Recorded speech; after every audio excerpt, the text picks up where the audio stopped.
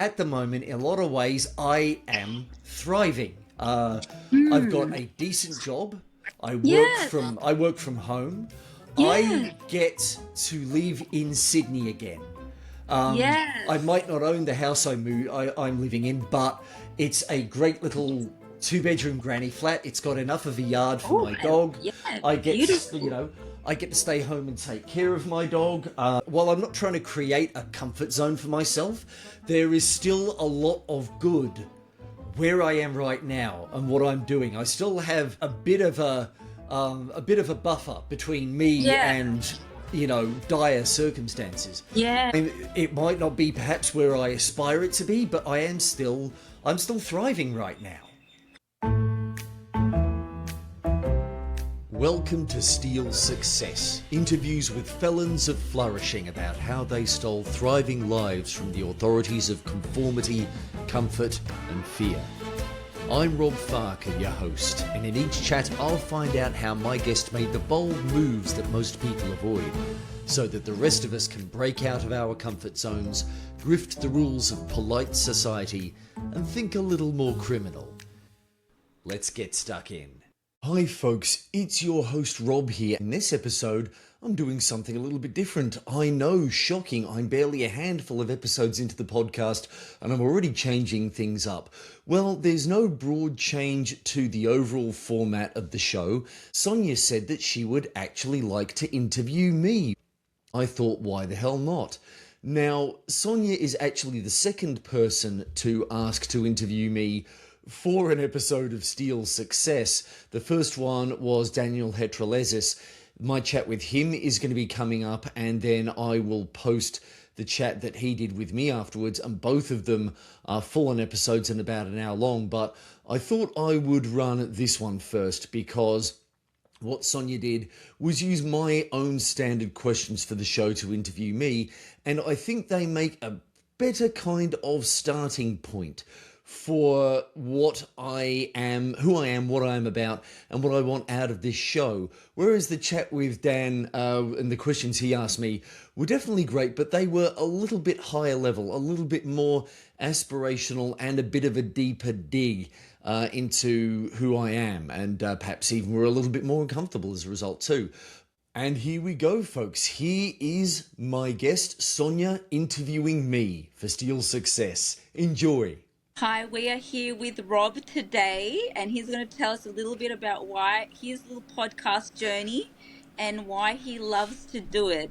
So we're going to start off with his little background story of what made him want to do this. And yeah, so tell us, Rob, what you did. My backstory as a podcaster, well, I was just an ordinary, everyday person when one day while walking through a science lab, I was bitten by a radioactive iPod. And from that moment on, I gained the power of podcasting. So it was, as my uncle once told me before he tragically passed away, with great power comes great responsibility. So from that day onward, I promised I would use my skills, my passions for good instead of for evil. And hence That's really good, actually. I love it. That's great. So what made the hustle to do this, and what made you build the career out of it? Oh, well, okay, look, I think we kind of have to rewind things a little bit, because let's face it, it's not a career yet. At the moment, it's a fun sideline and a little bit of a networking tool that I'm hoping eventually will lead me toward good. Yeah, absolutely. I mean, there are people out there who say, if you get a podcast and you can show that you are, you've got episodes that you can demonstrate to people, saying, hey, here is my, not just as my general skill as an interviewer, but here is what I can do. How about I have you on the show, ask you questions that other people maybe aren't asking of you? Yeah. And I would say that's a great thing. You help people open up about themselves, and that's a beautiful thing. Yeah, I think it's there's always this little bit of a tug of war when you're trying to do especially an interview podcast, because nowadays podcasts are a great variety of things. I think they've even inherited the mantle of what they used to call radio plays back in the day, where they were full audio experiences, but they were, they were fiction. So I think even I remember a few years back finding out that there was what was technically called a podcast, but it was I think it was called Blackout, and it starred one of the principal cast members. His name is escaping me right now, but he was the lead character in a show called Mr. Robot. Was that the one with Screech in it? Screech? I don't know. I think I know there was a character called Screech in Saved by the Bell, which was back in my day. Okay, wrong show. But there was a he played Freddie Mercury in Bohemian Rhapsody. Damn it! His name, I can see his face, but his name, I'm just completely blanking on it. I'm feeling I have to. I'm trying to remember too. It'll come to us later. Who played Freddie Mercury in the movie? Here we go. The web is great. Rami Malek, that's his name. So I would have never got that name. Yeah. So it was basically kind of but for me, I've always been I think I discovered podcasting sometime in the early 2010s, because I know I started my first show back in 2012. And, you did? Yeah. So I've been doing this for what? On and off, mind you, for 14 years now, which is a thing. Oh, I like that. So, yeah, it was, I think around about, I think it was after I got my first iPod, which, funnily enough, one of my step-grandkids was living with... iPod? You got your first iPod back in those days. Indeed. And I tell you what, of all the bits of technology that you could potentially miss, I do miss the iPod. It was perfect for purpose. For just listening to audio and that wonderful circular thumb dial that you could turn the volume up. You didn't have to have your phone all the time. Exactly. You don't have to unlock your phone and then change the track or whatever. It was all just on this wonderful jog dial. It was so intuitive to use. And then you could leave your phone at home because you got your music. Oh, that was the absolutely. I think that too. But I think I remember I was listening to a few at the time. There was one called I Should Be Writing, which I'm pretty sure is still going. A science fiction author called Mer Lafferty did that one. And she would answer listener questions about the writing craft, and then she would also interview other writers, particularly ones who had traditional publishing deals. And there was at the back of my mind, because people have been telling me for years and years that I've got a great voice for radio.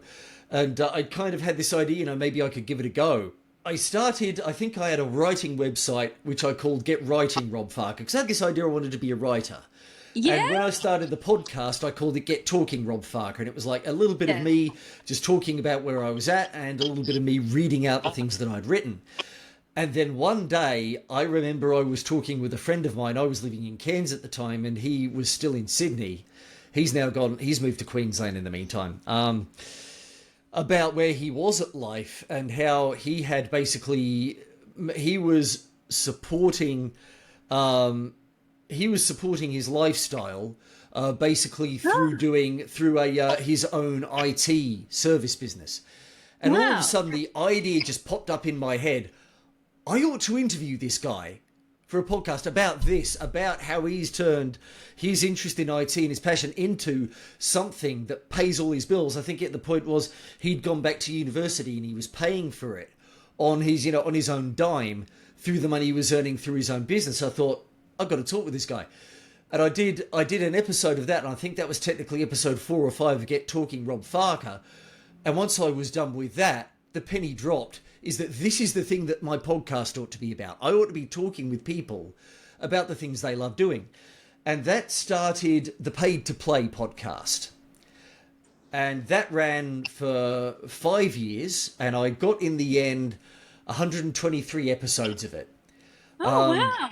Yeah. So... I love that. And, and then the next one is, finding and forming your crew. Who helps you stay positive and has your back and keeps you motivated? Oh boy, that's an interesting question, especially right at the moment. Well, I mean, uh, okay, I think I can safely do this. I am fully dressed from Yeah? not just from the waist up. Let me see. Oh, hang on a second. Can I? There we go. So here is my four-legged morale assistant. Wait, let me see. Hey, Oh, that's Suki, and she's taking it very easy at the moment because I think she's managed to do something, either pull a muscle or do herself some sort of injury in her back oh, leg. So she's Suki, very, she's so cute. yeah, and she's 14 years old. So Oh, she, my she's young. She's oh so yeah. young. She's young. She's still well, I mean, up until the last day or two, she still bounces around like a puppy. She still gets me out of bed for her I morning walk, love and it. then after I finish my work day, I work She's from home she's for her evening 6 years walk. old. She's 6 years old. Ah, I wish. No. So, what does your life thriving look like now for you? I think that's a very good question to ask because I have aspirations, and that is in part why I started Steel Success after a bit of a hiatus from podcasting. Okay. Because in a way, Steel Success, like I say, is about the act of stealing or smuggling a thriving life from yourself past your past the prison guards of your own limiting beliefs and everybody Ooh, else's I as like well. that. Yeah. Like, polite society's expectations, all that. And in some ways, I feel like I'm still, maybe I'm not at the beginning, but I still feel like I'm in the early stages of that journey. Yes. But I think, in some ways, it's what you were saying at the end of our show. While I know that there is for want of a better word, a need for me to start stepping into life more, both socially and professionally, Yes. I do need to, I want to shore up my financial situation. Oh, yes. Because, it's been, you know, I, it's one of those things where I've not really done anything wrong, but I've not done, that said, I've not done enough, if you know what I mean. The decisions I've made have been out of a place of hiding, of trying to run away from pressure instead of really stepping into it. And some of that has basically been, for from about 2009 to 2019, I mean, I'd already run away from a high-paying job in Sydney to what was meant to be a relaxed life in Cairns with my late wife. And then from 2009 onward, she started having health issues and she passed away in 2019. It's that, Oh, I'm yeah, so sorry. thank you. It's that feeling like, okay, still most of my life has been about, I felt like a lot of it has been running away. And in some Yes. way, my wife Running away. even though I don't think she really 100% intended it, I think, she enabled that in a way. But yeah, now there's a bit of me going, okay, I have all these skills and abilities that are being hidden behind my own fear of fear itself, of judgment of other people, of failing, of somehow, I don't know, wrecking my own life. And there is that bit that still, despite all those pressures, and despite that maybe genuine need to start doing better in life, to realize that at the moment, in a lot of ways, I am thriving. I've got a decent job. I work from home. I get to live in Sydney again. I might not own the house I'm living in, but it's a great little two-bedroom granny flat. It's got enough of a yard for my dog. I get to stay home and take care of my dog, and it feels like now, thanks to some of the opportunities I've had of lately and some of the decisions I've made to invest in myself, I am starting to. I mean, I moved away from Sydney in 2005, and I left my social network down here behind, basically. And I made a new one in Cairns to a certain degree. It wasn't as robust as perhaps I would have liked, but I kind of felt like the future where I felt like I was going to thrive, I reckoned I had better odds of creating it back down here than I did up in far north Queensland. Understand. Plus, I hate the humidity. Yeah.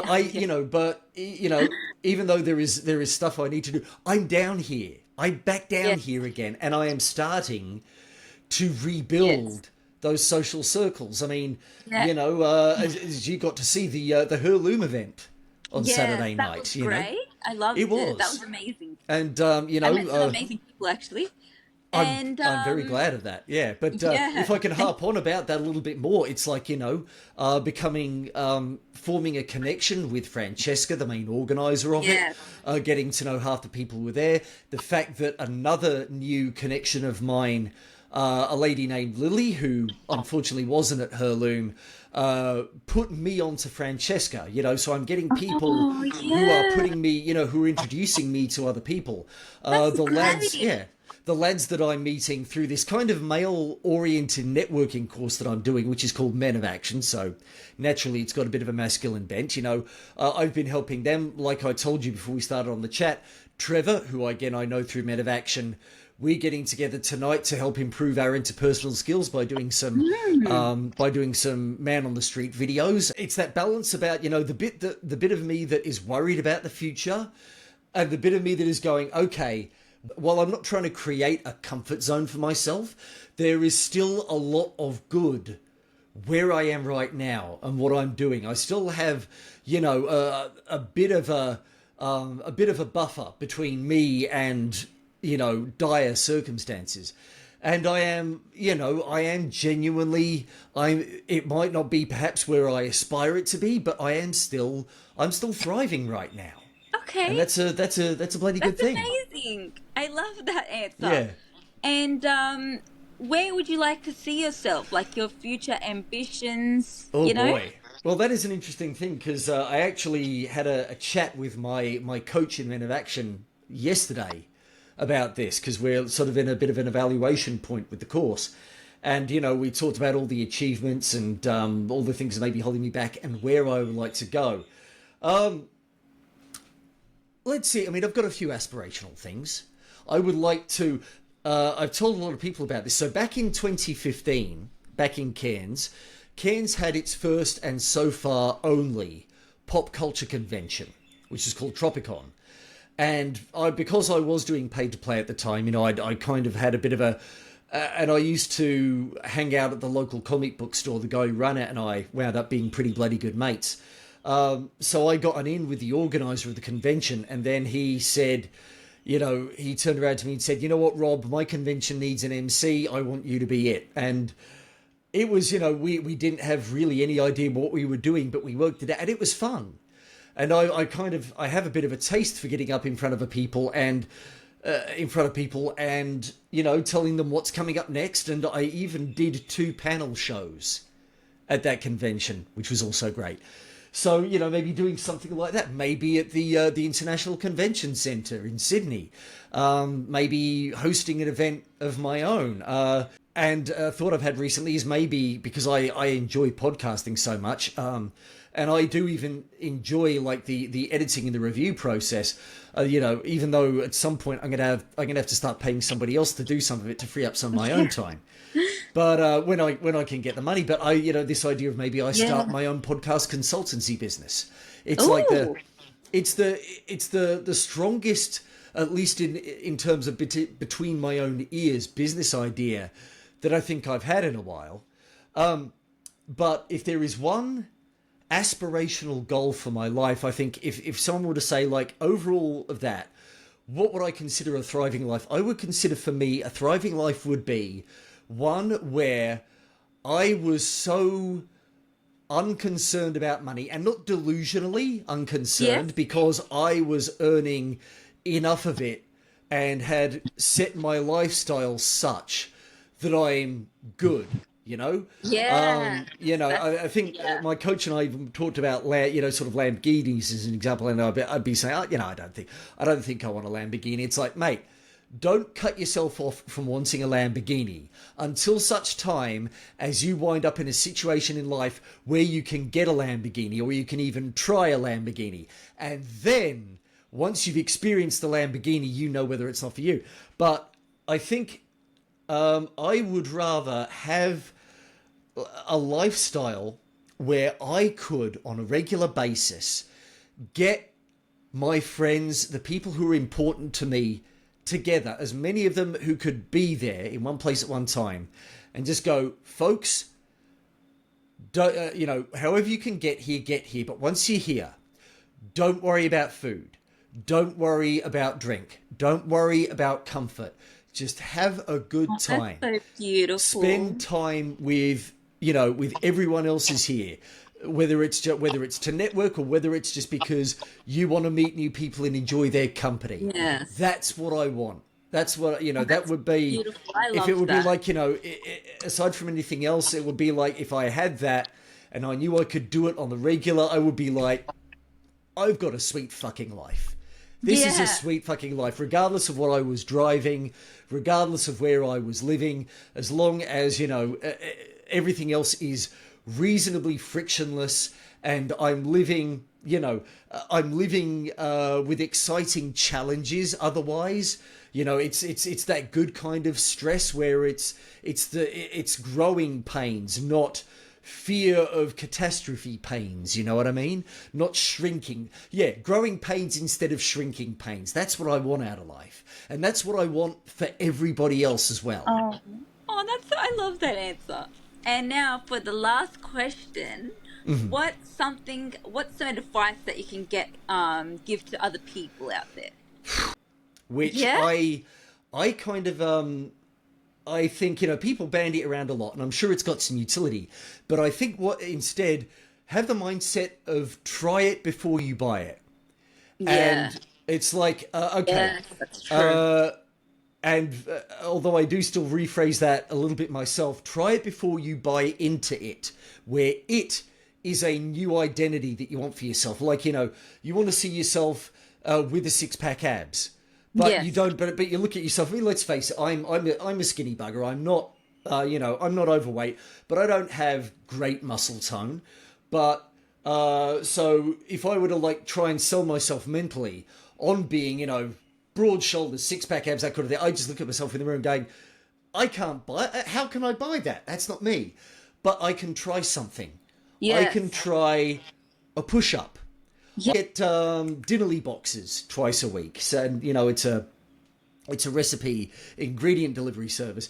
And they usually come with little cooler bags. And I keep those. I'm a single guy living on my own. My fridge is mostly empty, so I need something so that it's not having to work as hard to keep itself running. But I can take them out. I can put them in fabric shopping bags, and I can put them over a broom handle, and I can use that to start doing, bicep lifts or shrugs or things like that. So I can, and I can try these little activities that at least prove that I can do a push-up, I can do a shrug, I can do a bicep lift. And that way, I while I still can't yet buy into an identity of a fit, ripped guy, I can still try all the little things that can lead me there. So I think, if you want to start a podcast, if you've got a phone, turn on the recorder, talk into it for 10 seconds, 30 seconds, a minute, whatever you do, try it out. And then maybe try it again and again and again and do a little bit more. So again, it's try the Lamborghini. Keep trying. Try the Lamborghini before you buy it, So I would say that if there's anything in the back of your head that you've been thinking, I want to have this in life, work out what the smallest thing that you can do right now with the stuff you have around you is. I mean, in podcasting, I heard the guy who runs Michael Sartain recently. It's like, people ask him, what's the best equipment for podcasting? The answer, the equipment you have right now. Whatever it is that allows you to just do the thing right now. Right. Yeah, so that's my advice, folks. I love that. Try it. Yeah. Ignore the highfalutin idea that you have. knock your microphone again now and again. It's going to happen while you gesticulate, while you get enthusiastic on your podcast. Just try it. Just try it. Yes, that was great advice. I loved it. Actually, I might incorporate some of that. Ooh. And it was great to have you on my podcast. Excuse me, whose podcast? Well, I mean, heck, if you want to use it, you can have the footage. You can put it up on your YouTube channel. Episode of Art of Sonia for you. Why not? There you go. It was Put it great up on having yours. you. You had some great inspirational stuff to say, actually. I enjoyed it. Oh, thank you. Beautiful. So everyone say bye to Rob. It was nice having him. We wish him amazing things.